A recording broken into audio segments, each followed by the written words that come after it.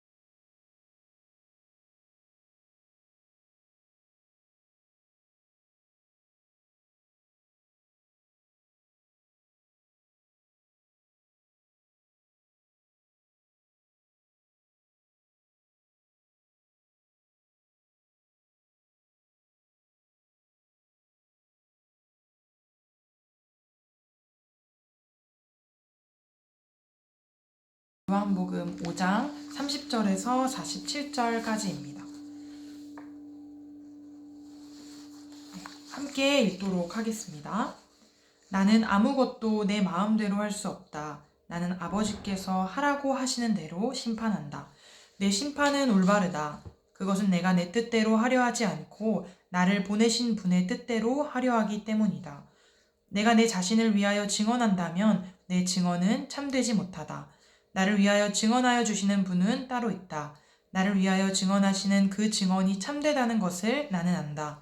너희가 요한에게 사람을 보냈을 때에 그는 이 진리를 증언하였다. 내가 이 말을 하는 것은 내가 사람의 증언이 필요해서가 아니다. 그것은 다만 너희로 하여금 구원을 얻게 하려는 것이다. 요한은 타오르면서 빛을 내는 등불이었다. 너희는 잠시 동안 그의 빛 속에서 즐거워하려 하였다.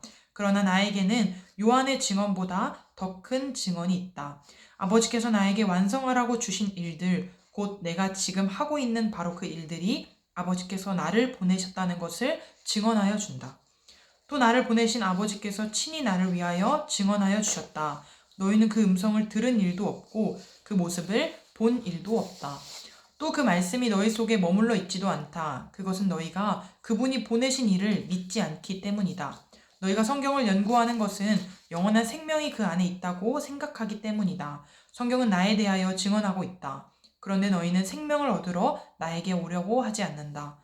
나는 사람에게서 영광을 받지 않는다. 너희에게 하나님을 사랑하는 마음이 없는 것도 나는 알고 있다. 내가 내 아버지의 이름으로 왔는데 너희는 나를 영접하지 않는다. 그러나 다른 이가 자기 이름으로 오면 너희는 그를 영접할 것이다. 너희는 서로 영광을 주고받으면서 오직 한 분이신 하나님께서 주시는 영광은 구하지 않으니 어떻게 믿을 수 있겠느냐? 내가 너희를 아버지께 고발하리라고는 생각하지 말아라. 너희를 고발하는 이는 너희가 희망을 걸어온 모세이다. 너희가 모세를 믿었더라면 나를 믿었을 것이다. 모세가 나를 두고 썼기 때문이다. 그러나 너희가 모세의 글을 믿지 않으니 어떻게 내 말을 믿겠느냐?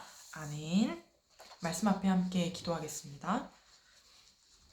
전능하신 하나님 아버지, 이 새벽에 하나님의 말씀으로 우리를 깨워주시니 감사드립니다.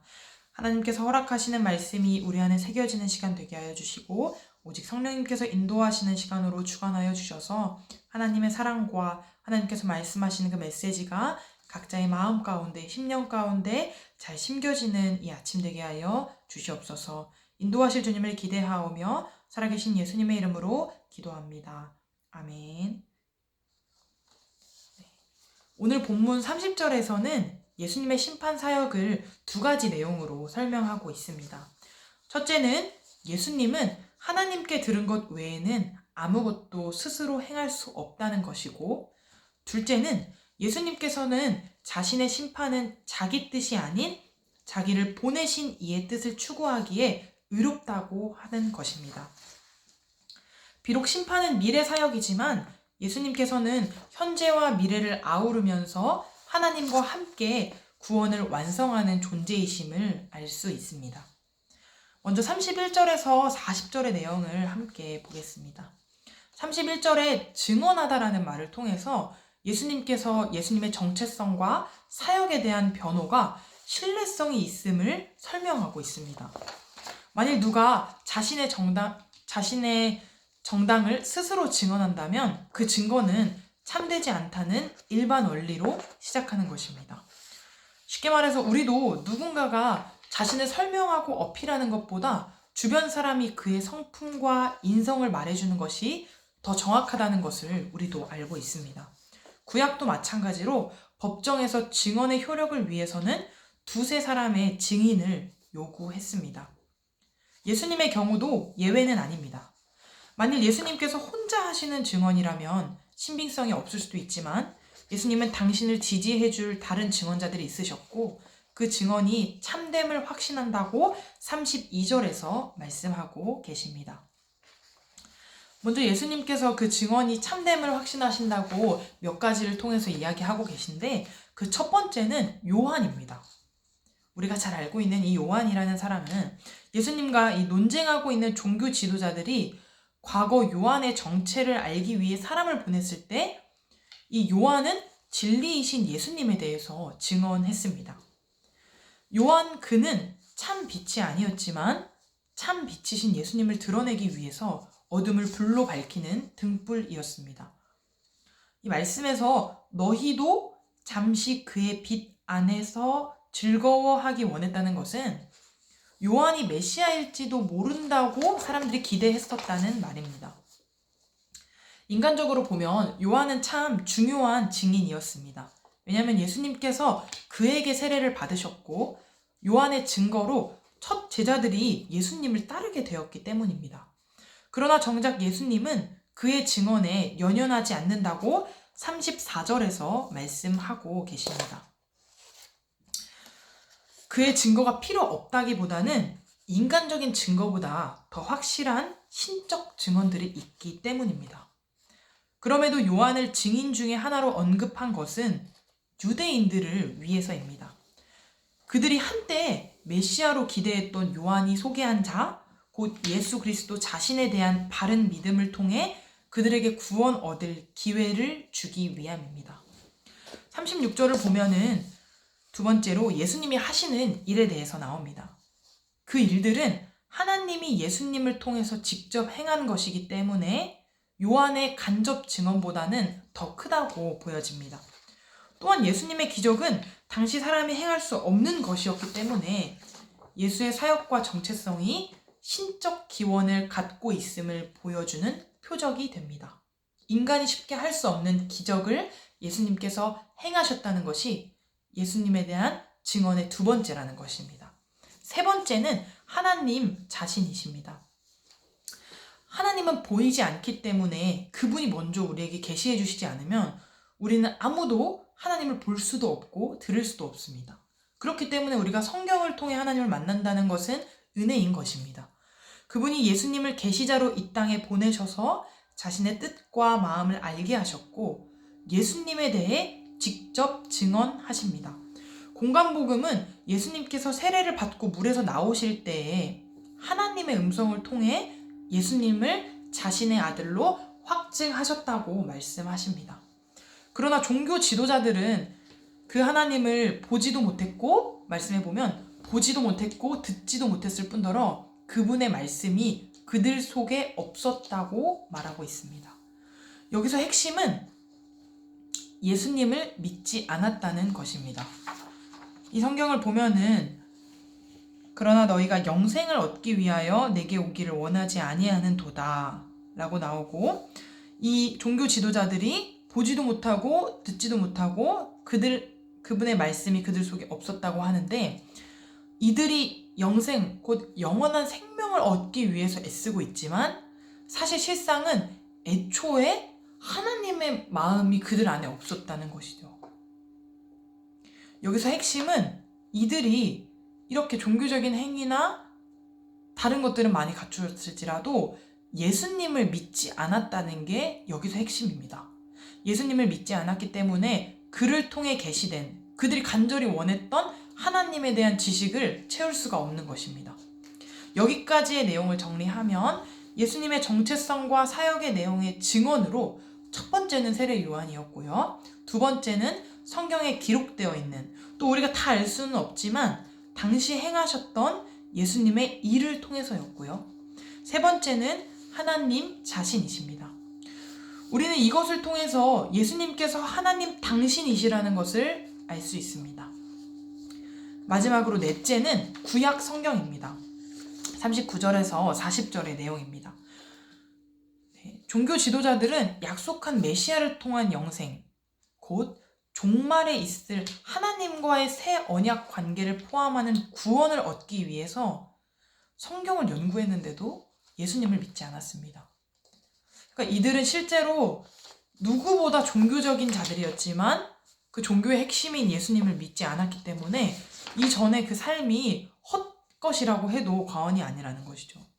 1차적으로 예수님께서 베들레헴이 아니라 갈릴리 나사렛 출신이었기 때문에 이들이 더 이렇게 예수님을 믿지 못했을 거라고 추측합니다. 성경을 연구하는 사람 편에서는 예수님을 메시아로 볼 수 없는 가장 확실한 증거가 베들레헴이 아니라 나사렛 출신이었다는 거죠. 예수님이 하신 기적은 오히려 이들한테는 메시아의 능력이 아니라 마치 마술사나 무당의 능력으로 생각될 수 있었을 것입니다. 오늘 본문을 보면 이렇게 네 가지를 통해서 예수님께서 예수님의 정체성과 사역에 대한 변호가 신뢰성이 있다 하는 것을 설명하고 계십니다. 계속해서 41절에서 47절을 보겠습니다. 예수님은 화제를 바꾸셔서 유대인들의 불신을 지적하십니다. 먼저 예수님을 사람에게서 영광을 취하지 않는다고 말씀하고 계십니다. 그들을 비판하는 것은 그들의 인정을 얻으려는 의도가 아니라는 것입니다. 예수님은 유대인들 속에 하나님을 사랑하는 것이 없음을 안다는 말로 비판을 시작하십니다. 이는 상당히 심각한 도전입니다.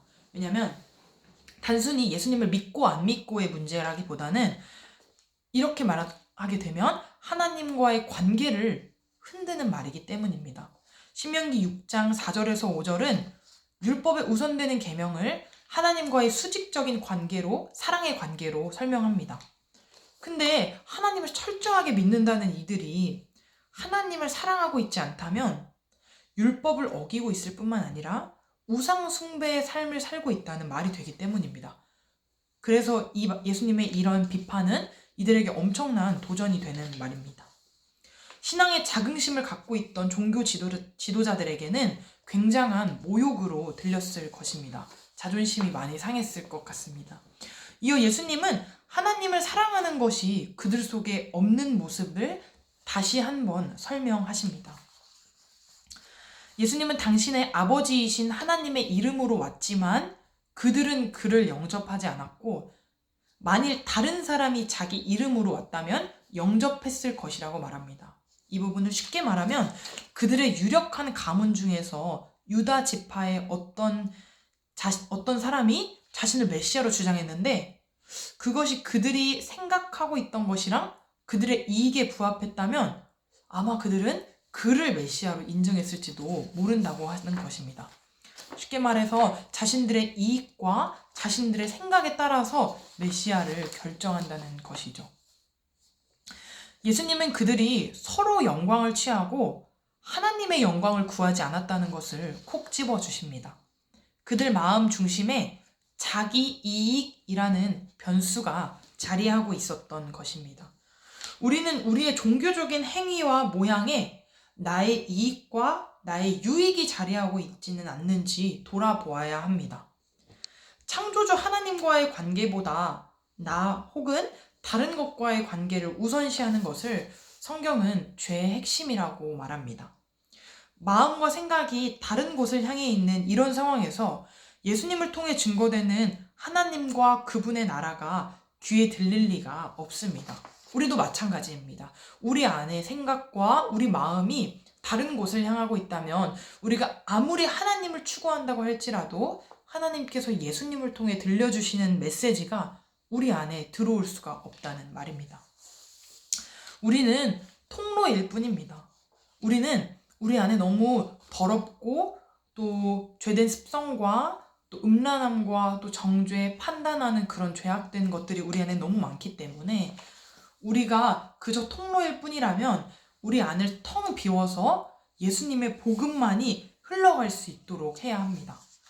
우리 안에 우리의 이익과 나의 유익만을 추구하는 것들이 자리하고 있을 때는 하나님께서 예수님을 통해 우리에게 설명하시는 것들이 들어올 틈이 없다는 것입니다. 우리는 우리 속을 텅 비울 때에야 복음을 우리 안에 가득 채울 수 있음을 믿으시기 바랍니다. 45절에서 예수님은 자기가 종교 지도자들을 하나님께 고발하고 있다고 생각하지 말라고 하십니다. 비록 비판하고 계시지만 예수님의 의도는 정확하게 최후 심판대처럼 그들을 정죄하려고 한다기보다는 그들이 잘못을 인식하고 돌아오도록 일깨우려는 것입니다. 예수님께서 오늘 이 새벽에 우리에게 이 말씀을 우리에게 전해주시는 것도 우리를 정죄하고 판단하려고 하시는 것이 아니라 벌을 주려고 하시는 목적이 아니라 우리가 지금 우리 안에 다른 것들, 우리의 이익으로 가득 채워져 있어서 하나님께서 예수님을 통해서 말씀하시는 것들이 우리 안에 새겨지지 않기 때문에 우리가 이것을 인식하고 돌아올 수 있도록 우리를 깨우쳐 주시는 것입니다. 그렇기 때문에 하나님이 은혜의 하나님이십니다. 예수님께서는 그렇다고 그들의 불신을 간과하시지는 않습니다.